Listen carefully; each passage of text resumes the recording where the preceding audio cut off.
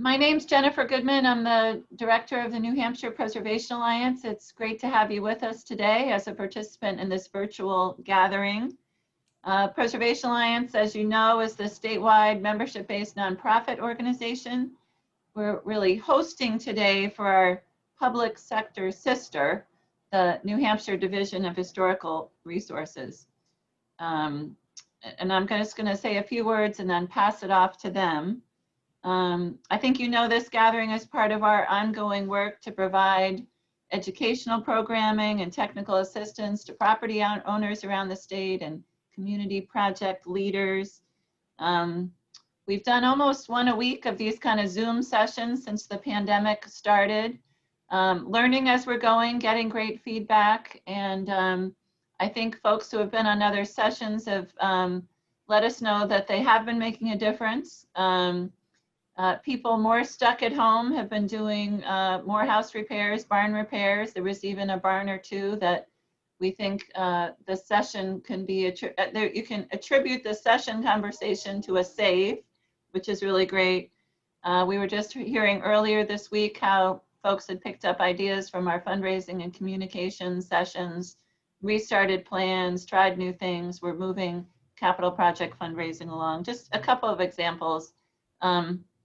I think above all, we hope that folks are taking some practical information, some new ideas, and a dose of inspiration from these sessions. And this session is also a really valuable time for you to be giving input as part of this important 5-year planning process. Thanks to all of you who are already members and supporters of our work. Makes a big difference. Most of our operating dollars are coming from people like you, so we can help save more 7 to saves, pay it forward and do more educational programs and help to work to fill the preservation toolkit so everybody can get more work done on the ground. This topic today is really important to us. Certainly the Preservation Alliance and our colleagues in preservation and conservation and related fields are always looking for ways to document, protect, and promote beyond the individual buildings, whole districts, and today's topic, whole landscapes. In our work, we've done it in ways ranging from including landscape-related properties like the Ruggles Mill in Grafton on our 7 to Save, to starting up some really innovative work around Squam, looking at ways to meet preservation and conservation goals for that whole watershed. I think also I'm sure it'll come up in the conversation today with our work advocating for historic resources related to Northern Pass and other major development projects. It's helping people talk on the landscape scale about what's important, what they want to protect, what they want to celebrate, and also kind of as a side note, using the data that's generated in major reviews of development projects like that is something we're really interested in seeing some momentum for. So I wanted to let you know that we're recording this session. I think I said that in the confirmation email so that we can use this piece later. And I think that's it in terms of administrative things. I wanted to say it's really great to have 3 great colleagues from the Division of Historical Resources that I'm going to turn this over to. Brandy Laughlin, Megan Rupnick, and Amy Dixon, and you can see 2 of the 3 of them on your screen. Before I totally turn it over to them, maybe I'll just ask folks to introduce themselves. If you want to just say your name, town you're from, and whether you have a kind of an official role, whether you're wearing a specific hat as a day job or a volunteer in this session today. So Ann, you're at the top of my screen. Do you want to go first?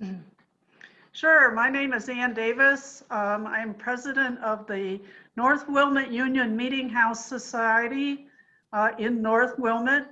I also own and manage a 500-acre woodlot that's under a conservation easement that has many cellar holes, stone walls, and other artifacts on the ground. lifelong interest in history, and second major was in the history of American architecture and decorative arts. Great. I live in Wilmot. Ben, do you want to go next? Unmute yourself and say hello. Yeah, hi, Ben Gatchins Olson. I'm the town planner in Lancaster, and we currently have a project that was a 7 to Save, the Parker J. Noyes Building redevelopment that's beginning right in the middle of, well, pretty much done their demo and starting to get reconstruction back in. And I live in Lancaster, born and raised here, and I'm fortunate to be working for the town. Yeah, that's great. We should make sure we do an advertisement for community and consequences before the end of this session. Mike, do you want to introduce yourself?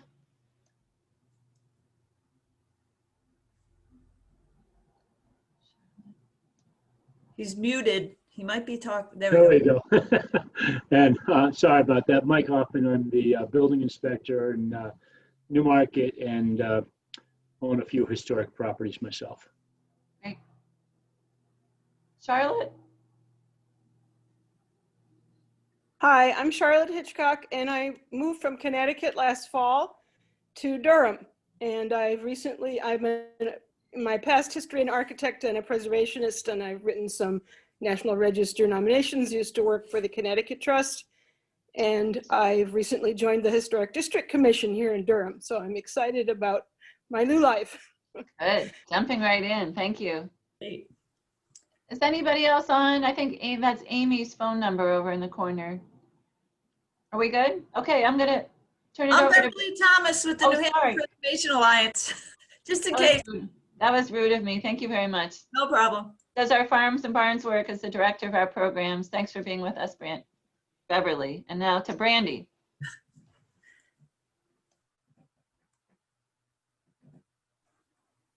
All right, I think Amy's gonna do a quick overview. Amy, are you gonna do that or do you want me to do it?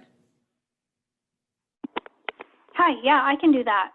Sorry, you can't see me. I'm working remotely while my children are doing remote schooling. But I'm glad to be here today, and I'm grateful to Jennifer and Beverly and the Alliance for helping us host what really we're looking to kind of, we want this to be a discussion. It's not necessarily a presentation today. If for those of you who may not be familiar with the Division of Historical Resources, we are New Hampshire's State Historic Preservation Office. And our office receives a grant annually from the National Park Service. And one of the requirements of that grant is to facilitate and publish a statewide vision and set of goals and objectives for New Hampshire's preservation community. And we work on a 5-year cycle, which is why we keep calling it the 5-year plan. And just the plan's not a set of goals and objectives that are specific to the DHR and our office. It's not our work plan for the next 5 years. It's meant to be a statewide vision and a statewide plan for everyone and anyone who's interested in protecting New Hampshire's historic and cultural resources. So if you haven't looked at the plan before, there are links on our website. But just in a nutshell, what it does is it looks back at the last 5 years, kind of assesses how did we do in achieving the goals and strategies we set for the last time, and then it looks ahead for the next 5 years. We want to highlight success stories, so we're interested today to see or hear if any of you have something you want to share with us, and it also addresses the challenges that we face in trying to do this work daily around the state with varied communities. And we're going to hopefully, at the end of this process, come up with a set of opportunities and goals, objectives for the next 5 years. And just so you know, the document will be published in next summer, 2021. So we've turned to this virtual setting to meet with you. Back when we started the planning for this, we had this robust road show. We were going to go around the state and try to convene people, but then COVID happened. So here we are. So we look forward to talking to you today, and I'm going to pass it over to Brandy. Thanks, Amy. So as part of our switch from that robust roadshow, we also put out a survey online, which is still live. So if anybody has not taken it yet, we would love if you would do that. We can make sure that we get the link to you. But as part of that survey, we have some data that we're going to present to you today as kind of good starting points for discussion. So I'm going to share my screen and bring up a couple of slides so you can see.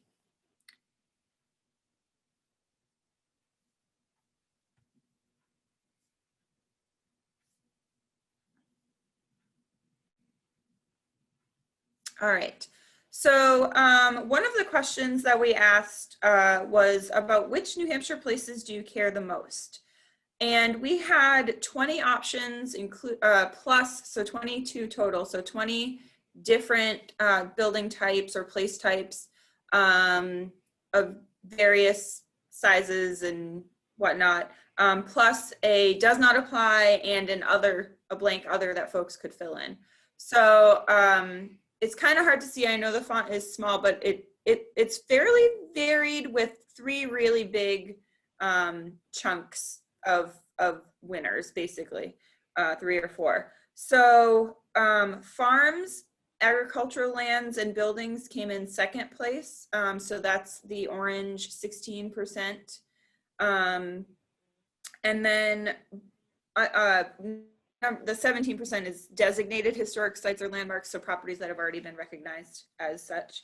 But if you add in 5% response for public parks, publicly owned open space lands, and another 5% for cultural landscapes to that farms and agricultural lands, then really what we're looking at is this idea of a scenic landscape that New Hampshire has, and that really would come out on top as one of the most cared about place types in the state.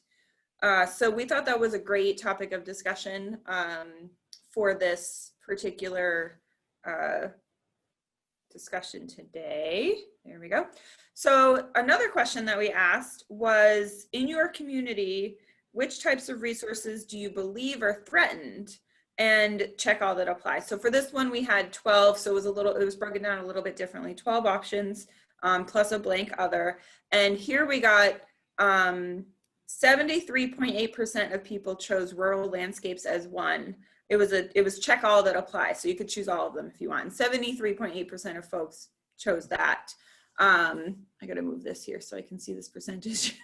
68.2 chose farms and agricultural buildings, which again, can really go hand in hand with the rural landscape. And then 53.3% of respondents chose historic downtowns and commercial areas. So we combined with that previous question, we thought that was a really interesting topic of discussion, because a lot of the tools that we have and a lot of the discussions that we have really revolve around individual buildings or, very clear village centers or things like that. When what this data is telling us is that people are actually really concerned about these larger open spaces and landscapes versus just these clearly defined centers. So I think here's where we're gonna have Megan. Yeah. Yes, okay. Megan's gonna pop in real quick with some information. So I was just going to kind of go over how the National Park Service defines these different types of landscapes.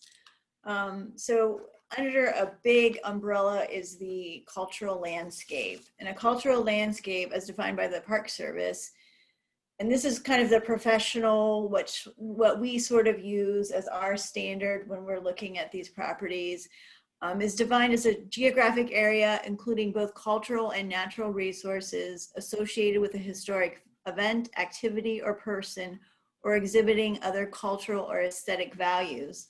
And then under the cultural landscape, they include 4 non-mutually exclusive types of cultural landscapes.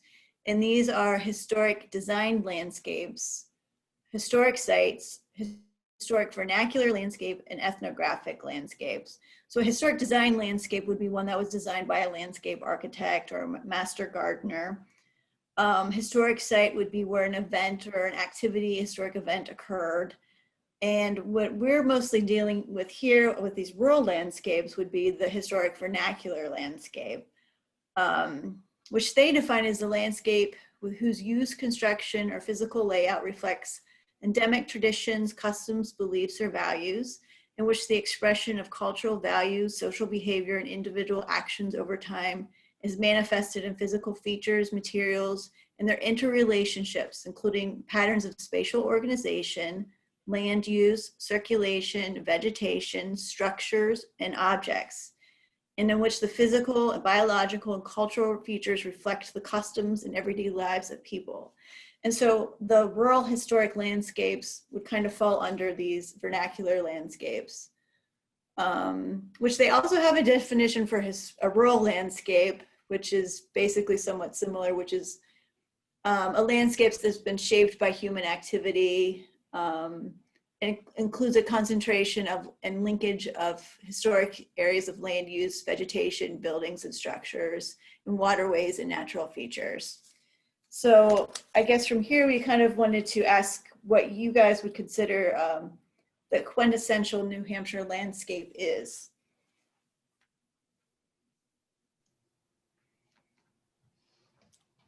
I'm gonna stop sharing here. So since we got such big responses, kind of overwhelmingly obvious responses that this, these were things that people cared about and these were things that people were concerned about. Part of working towards helping folks figure out how best to care for them or preserve them or advocate for them involves really defining what folks see as that landscape. What kind of characteristics make that quintessential New Hampshire landscape? What types of landscapes we're looking at? What features are involved in that landscape? So we were wondering, when you're looking at your town and you're thinking about areas that you may have concerns about, or maybe folks are looking to do preservation or conservation work, what are really the key critical features of those landscapes?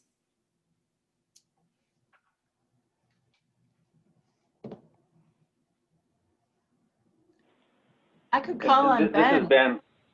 I guess, I mean, for me, and this is obviously going to be my personal take on it, I look at the Lancaster or the community as a whole, where you have the quaint New England town, where you have a vibrant, dense downtown with, spreading out as you get out into the country with some rolling open fields.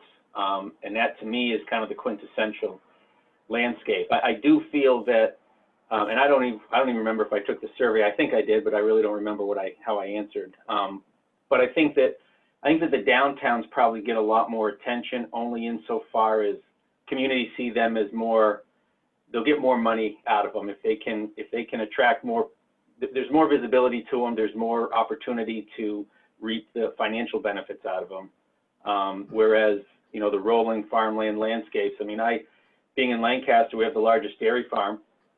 And when I hear people bitch about the farm trucks going through Main Street, smelling like manure and being disgusted by it, I say, well, that's fine. You can get rid of the farm and then have nothing but houses all through the fields. I mean, that would be more devastating than anything else. So that's the type of conflict that you get, where the untouched landscape, I think, is more at a risk than anything else. I would agree with Ben. I'm also active with the Osborne Sargent Land Preservation Trust. And I have to say that it's based in New London and has done a great job targeting and protecting agricultural land. Part of the reason we moved to New Hampshire was because the area where we lived in Illinois was being converted from farmland to housing developments, and I just couldn't stand to watch that happen. So we moved here, where there seems to be a stronger conservation and appreciation ethic for that kind of landscape. But I would say that, as Ben noted, the threat to agricultural land, because it is easier to develop, and a lot of towns have the misconception that development is profitable. Development is not profitable. If you think in terms of a home having maybe 2 children and how much that tax burden becomes a cost to the town to support the education of children. And I'm not opposed to that, but that needs to be recognized and often is not. I wonder how much work you do with other land trusts to help them appreciate not only the protection of land, but the protection of the cultural and historic aspects that are always associated with that land. I mean, I could speak to that a little bit. I think it's a huge opportunity area for both the preservation side and the conservation side. We have huge overlap in terms of interests, in terms of people on our boards, in terms of donors. I think people get it, that it's 2 sides of the same coin. We have models, certainly. We've got documents for conservation organizations that talk about ways to do both without them shifting their mission. So on a property level, I feel like we're making progress. We're getting more referrals. The Preservation Alliance is able to either come in behind a land conservation conversation or start it at the same time with the property owner. So good steps in that direction, huge more potential. On kind of a policy level, I mean, I feel like things like LCHIP, which gets, you know, people thinking about the 2 resources and how sometimes they fit together on the same property, but are really important for the whole state. That's really important. There've been some other kind of statewide policy work that has helped make that connection. But I think there's a lot in the middle there, you know, how on a regional watershed, you know, beyond your town lines perspective, do you get at those sorts of goals and either, you know, be documenting things at that scale, be preserving things at that scale, or promoting, celebrating things at that scale. So it's harder to get your arms around, but I feel like there's a lot of latent interest in that that's kind of ready to be poked.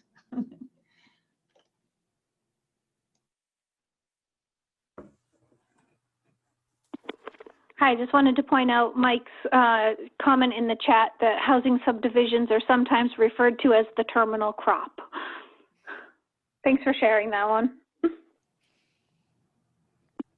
I would just stay on Ben's comment a little bit too, and just talk a little bit more about his town. That I think the research around Northern Pass got people thinking about, you know, the views and what's in a view that people really care about. There was a lot of analysis I know done from Weeks Estate up on the hill. What's important for that? The historic building, its immediate setting, but then how do you kind of draw the circles out from there? I also think about the incredible working landscape you have beyond the farm, the forest, with Garland Mill there in town, and you know, that's beyond the farming landscape, that, you know, how much of our landscape is wooded, and the work associated with that is also a cool part of our cultural history. So following up on that question, we've got one more slide. I'm going to go ahead and share that.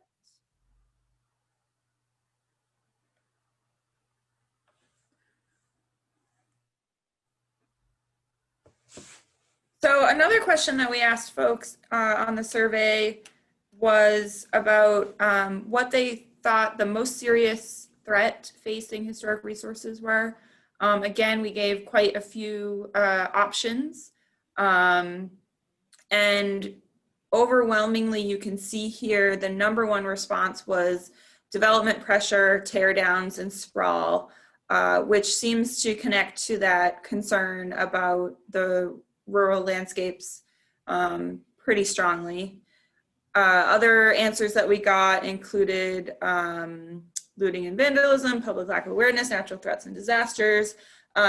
Number 2, so related to that development pressure, the number 2 there in orange, or number 4, whatever it is, in orange anyway, is big box superstores, which is very much related to that development. So jumping off of that, we wanted to ask if folks felt that those threats are ringing true to them in their own communities. And maybe you could share with us how your community has dealt with that, or maybe how you wish they would deal with it.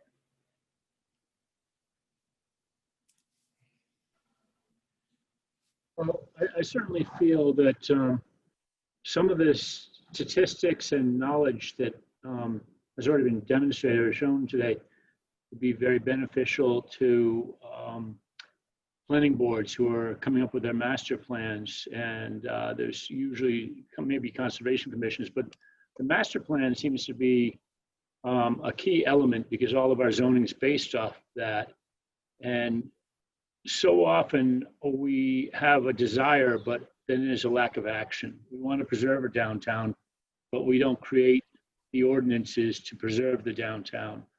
Or we want economic development, and people think that housing developments are economic development, which the economists will say, no, they're not. Actually, it's the multi-use downtown, the some people call them taxpayers or just mixed-use buildings. Those are the highest density of revenue. The big box store just makes me think of the fact that those are built to be very inexpensive structures, so they aren't taxed highly. It's built on cheap land far out of downtown, so people have to drive there. They dedicate what used to be a pasture to a parking lot. And we need to dedicate our urban or downtown spaces to people and not cars. And one positive this whole COVID thing has shown us is that people want to recreate outdoors. Unfortunately, they're driving to, an hour away and overcrowding some trail, an hour north of us. We might have an opportunity right locally to create a trail system. These are things we need to build into our master plan and if we have recreation committees, we need to try and build in this mindset and direction.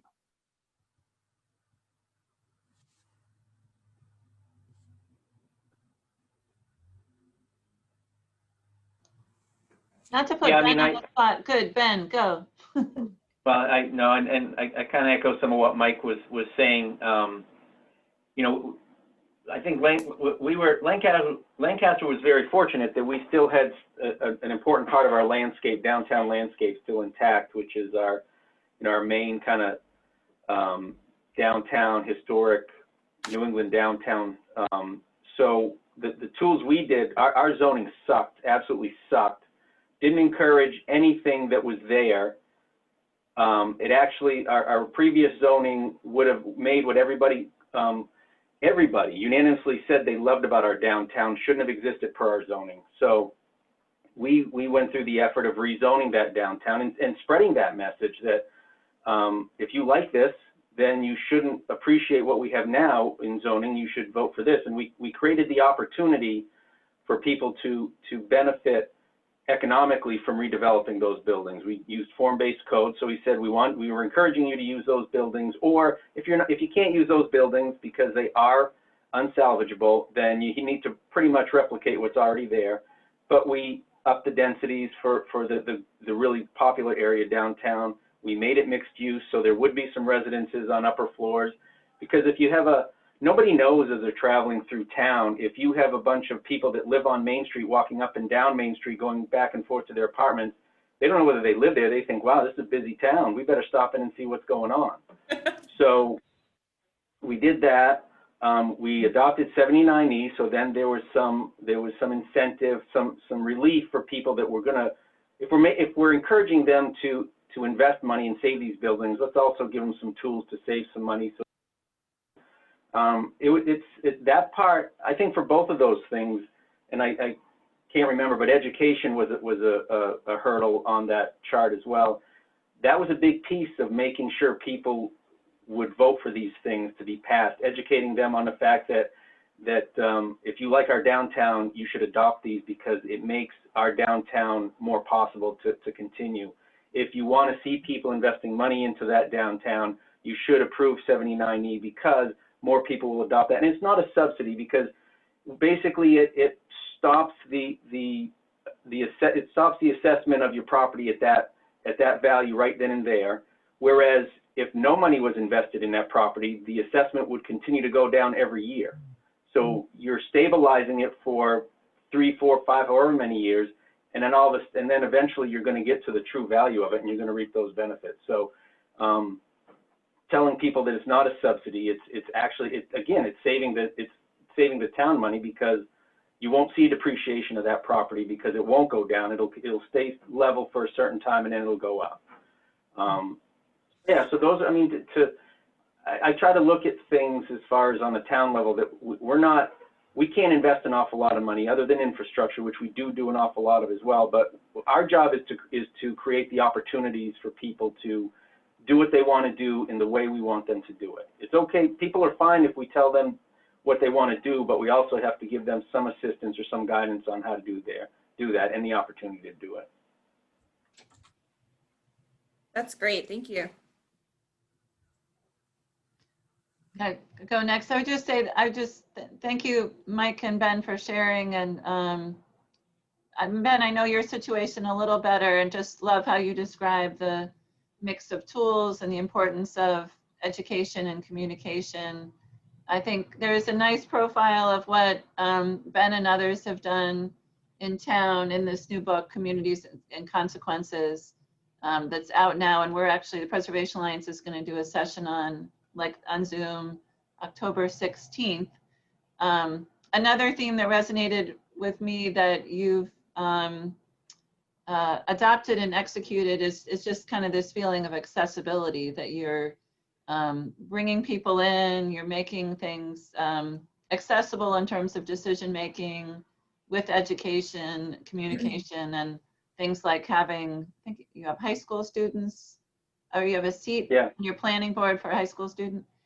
Again, you know that like young people in the North Country and young people in the towns across the state are so critical to our future. So I just love that concept. Yeah, no, it's good and it's fun and it's pretty neat perspective.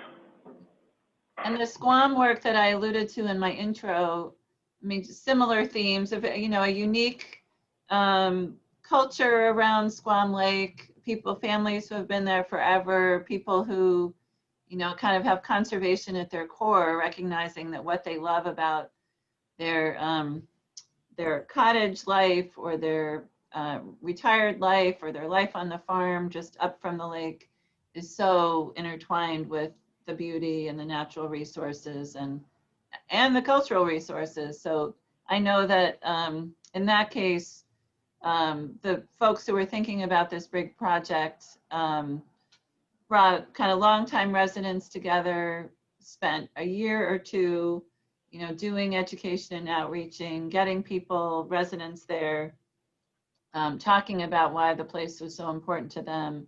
And sort of out of that, they started building the tools and the outputs and outcomes to kind of get where they wanted to. So there was this cool National Register mechanism that feels like a thematic nomination. I'm probably not using the right words, you guys, Megan, that kind of created the framework to hang National Register nominations on.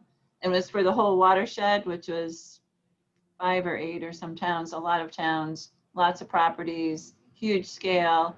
And out of that, people have done National Register nominations, right? You guys, both individual properties and small areas. There was a new archive set up associated with that work.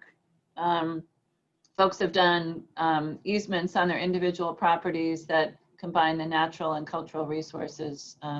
So, you know, similar themes of how to have success and how to have success kind of on this wide physically large basis. Does anybody else have an ongoing example or perhaps a friend property in town or anything else they wanted to put in under that?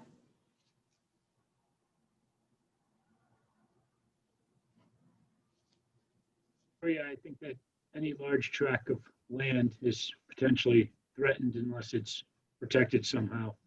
So these protection vehicles that are offered have tremendous value to maintaining the quality of life. And we're seeing it right now. And New York City has had a tremendous out-migration recently. There 500,000 people roughly have moved out of Manhattan in the last 4 or 5 months. And those are mostly the affluent people. In reality, they're coming up. We're all seeing New York Place.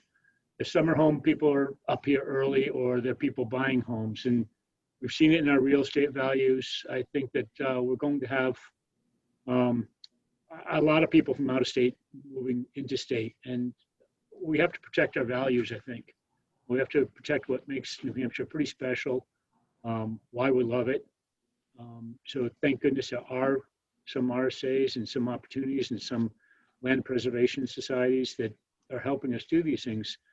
But then we also have to prioritize or make the public more aware of the preserved lands, whether it's through public access, awareness campaigns, or simply access. I mean, we've got a 34-acre parcel of land. It's considered to be a park, but it's inaccessible without going through a privately held piece of land, which is a mobile home park. So, that's one of my druthers is we had a footbridge across a river, so it's in our downtown. You can throw a rock to this 34-acre park. They can't get to it without going through a mobile home park. If we make it accessible, people will appreciate it and they'll preserve it if they themselves can enjoy it. I would just say that Pat Myers joined us. She's been connected to the Preservation Alliance for a long time with feet in a couple different towns, Manchester, Northampton, and beyond. And Becky Moore just joined us. She has feet in a couple of different places as well, Lancaster and Weeks connections up north. And I think she's on Zoom from Providence, Rhode Island right now, if I'm correct. So jumping off of what Mike said about this idea of accessibility and really recognizing what we have and making folks aware of it, part of the plan that we will come up with, again, it's not just for DHR, it's for a lot of folks to use, will include hopefully some suggestions and action items that folks can take and apply in their own communities, and larger overarching themes that DHR and other folks will take and apply, where we can as well. So part of that accessibility could lead into questions about different regulations or zoning laws or other tools that folks feel like they could use in their community. And we'd really like to be able to include suggestions of those that people are using or would maybe like to see explored. So if there's anything like that folks would like to discuss, ideas you have, we'd love to hear that as well.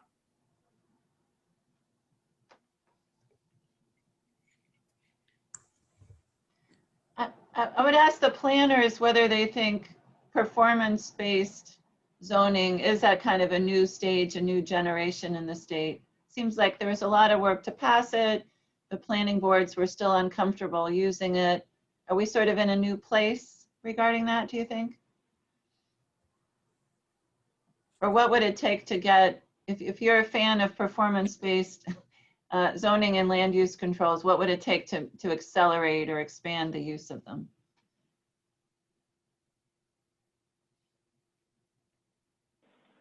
Yeah, I mean, I'll be honest. I haven't paid much attention to it so much. There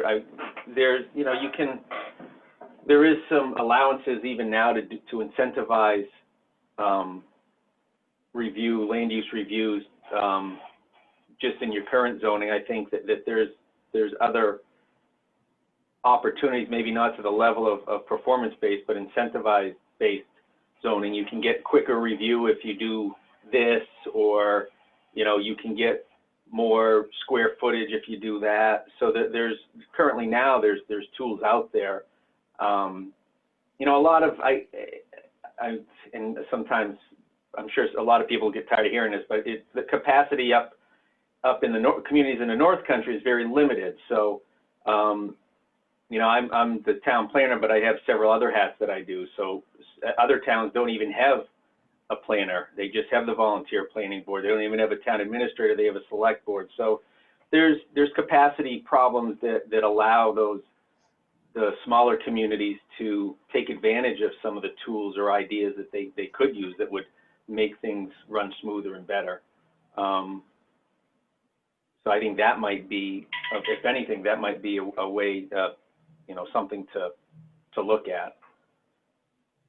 Because I think the tools are already out there. It's just a matter of, you know, educating them and having the people that can implement them in each community. Maybe some education and other resources for folks, and perhaps examples from communities like yours. As to how to get it absolutely. Yeah. Yep. That's great. Absolutely. Mentoring, you know, having the TA for, you know, technical assistance for an individual case. I mean, we see that in the historic preservation world, and no, it must be true in the planning world. Okay. Yep. Have you connected with the regional planning commissions and the New Hampshire Municipal Association? Those would seem like a good dovetail organizations to bring into the wheelhouse. Absolutely. We do, for the 5-year plan anyway.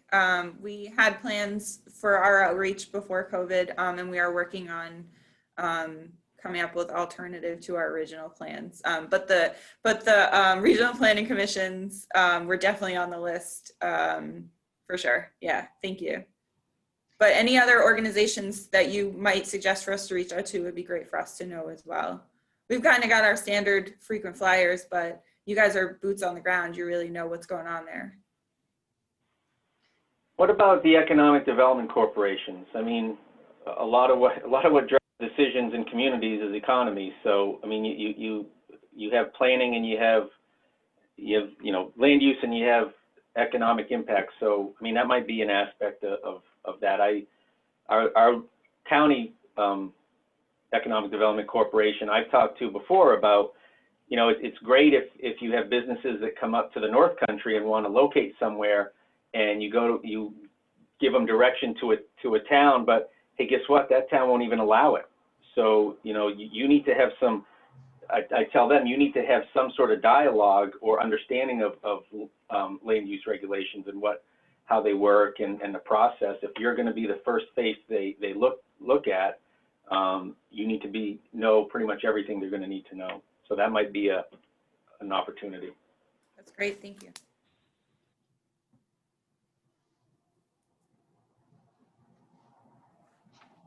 I have a question.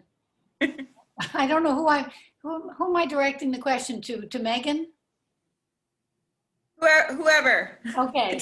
Well, whoever knows the answer will give it to you. Okay. So tell me, you may have already discussed this, and I apologize. Jennifer knows I had something I had to attend to earlier today. So I'm a little late. Did you talk about conservation easements and scenic zones?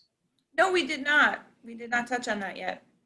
Because I'm thinking of when Ben raised the issue of economic development organizations, and is it Mark, is that right? The other organizations I was thinking of, obviously the Forest Society, and with regard to scenic zones, scenic overlooks. So there's the Byways Council. And Ben knows up in Lancaster, we've been interested in sort of reclaiming a scenic overlook, which has been swallowed up inevitably by trees, and but one which has economic impacts in terms of an iconic view that will often contribute to why a group of people might choose a town, a community, a region.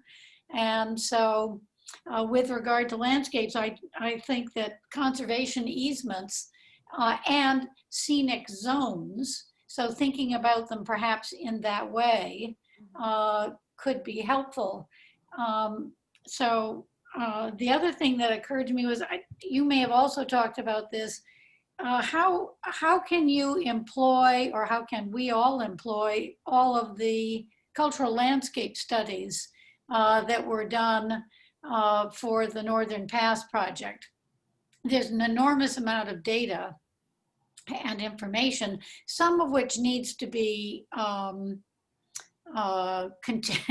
of which needs more research, as I think I've talked to Megan about. And but even so, there's an enormous amount of material there. And just to go back to the idea of, I think Ben mentioned education, here is this material, and yet very few people have actually looked at it. How can it be made more available so that people not only read it, but also see that they have a role in contributing to it? Because those landscape, one of the things I thought was important was the way in which DHR identified a landscape which was related to Northern Pass, but then a much broader vision of the landscape, which would in fact knit together rather discrete sections which in themselves were so isolated they wouldn't have any contextual meaning. So as a historian, I'm always looking for what's the big picture, what's the big context, and what's going to tell the story that will help people understand why landscape is important. So I don't know what the way is to use those, but I certainly hope that we can do so effectively. That's great. Yeah, I mean, that's a really good point. We do have a ton of studies that came out of that project, and there was a lot of steam, I think, behind folks coming off of the end of the Northern Pass decision. And so there was a small group of folks meeting. Jennifer helped coordinate that. She was. Yep. Yeah. So I just go anywhere though. Need to pick it up again. It didn't go anywhere directly.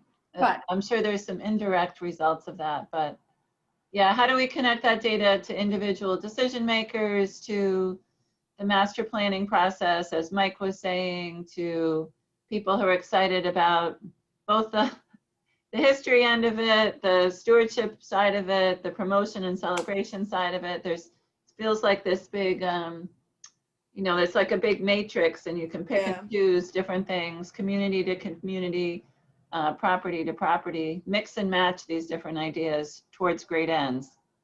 Does the Regional Planning Commission, I mean, do they have a type of GIS system that keeps track of any type of studies that are done? Like the Regional Planning Commissions? They have a GIS system or track reports that are done? Do you guys connect with Emmett, your system, back to whatever everybody else is doing with GIS mapping in the state like that? do we connect Emmett to it? No, I don't think so. Not right now. They're kind of all on different platforms and things like that. But from my understanding is that there is compatibility between layers and system, I guess. This is getting way out of my wheelhouse, but That's a simple place. let's talk about bricks and mortar. Access to the data, yeah. But we do have a ton of information and studies, and you know, we should make sure that it is in the hands of folks in those communities that the information is about. So that could be, yep. Is there a way to do that, Megan? You know, remember I printed, you know, I paid to print all of my copies of the cultural landscape studies, and then I gave them to the New Hampshire Historical Society so that there's one public repository. But would it be beneficial to print the sections, make them available to local libraries? I mean, Ben might speak to this, where would be most useful to have those? Maybe in the planning office or in the town hall for the selectmen? I think exploring dissemination of that information should be, we should definitely make sure we include that in the plan. I mean, not just that information, but a plan to share, any information we come up with. Yeah, that's, yep. And as somebody who, I read a lot of books, I read newspapers, I read magazines, I'm wedded to the printed page, especially as the owner of a lot of low-grade wood that gets made into paper. But this is the 21st century. And so any way that you can get that information out on the web somehow is, you're going in the right direction. That's why I was asking about the regional planning commissions.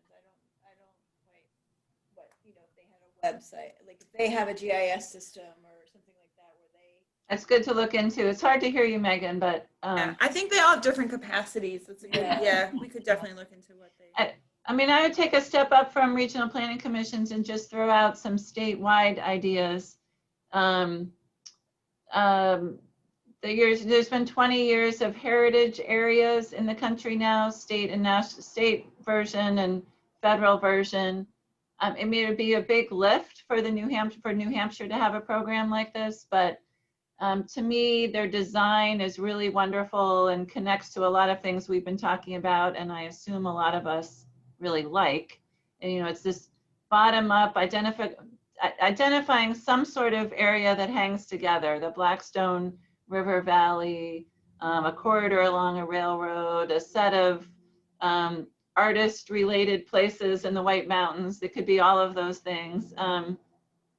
What hangs together sort of from a resource perspective, and then there's sort of this bottoms-up identification of what's special about it. What are these resources, natural, cultural, historic, economic, tend to be multiple towns, tend to not really follow certain geographies or certain, county or municipal lines, but hang together and are kind of a planning, communication, and promotional arm.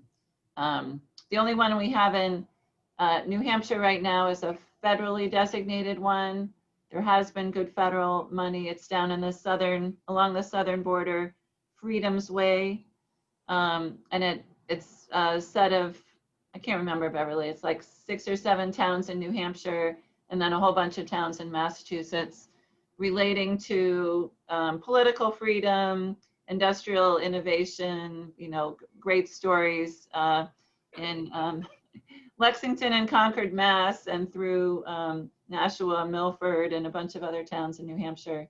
So I'm not saying let's wave a wand and create, lots more national heritage area applications, or know that tomorrow we can have a state heritage program with money attached to it. But the concept of it, I think, is worth considering, whether there's pieces of it or a version of it that feels like a nice fit for New Hampshire. And I would just, because we've talked about Northern Pass, so those are promotional planning, lifting up sort of a set of communities and a set of resources in a way that feels very community centric to me. I know when we were looking at some of the big developments later for energy projects, we were talking to other states, and that sort of setting aside corridors for development was an idea that in New York State had been put forward. So like Ben had mentioned, or Mike mentioned, how do you create the infrastructure so that when a business comes to your community or comes to your region, they're supported to go to a place that makes sense from a land use and economic community and economic development plan for the town and region, and they have the resources to pull it off. This is like this major scale saying, You could have expedited review. You could have these other ways to have your development go forward more efficiently if you pick one of these geographies in our state. So again, I'm not saying we should do that for New Hampshire right now, but it's just one of these other concepts to be thinking about. You know, could that work on a statewide level? Could some version of that work on a statewide level?